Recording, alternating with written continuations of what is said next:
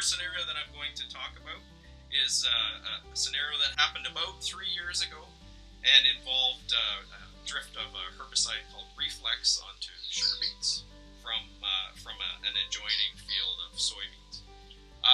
The drift occurred late in the field season. It was late in July when I initially got the call, so the sugar beets were quite large. The canopy was nearly completely closed.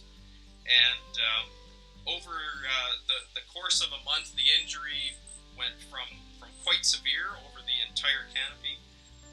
And the injury symptoms that we get associated with Reflex are typically necrotic lesions on the surface of the leaves.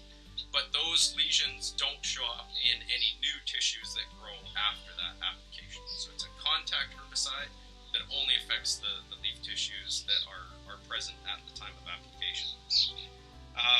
As the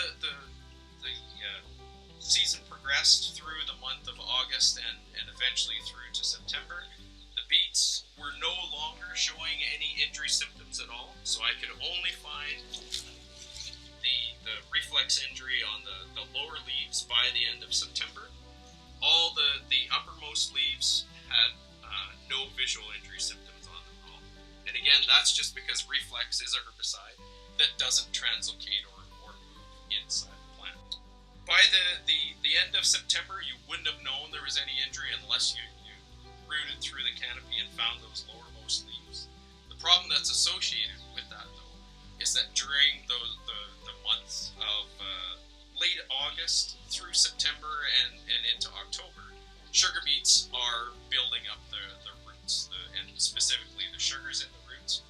In order for the plant to outgrow that injury, what they had actually done is translocated sugars from the root system up into the foliage to produce that new leaf growth.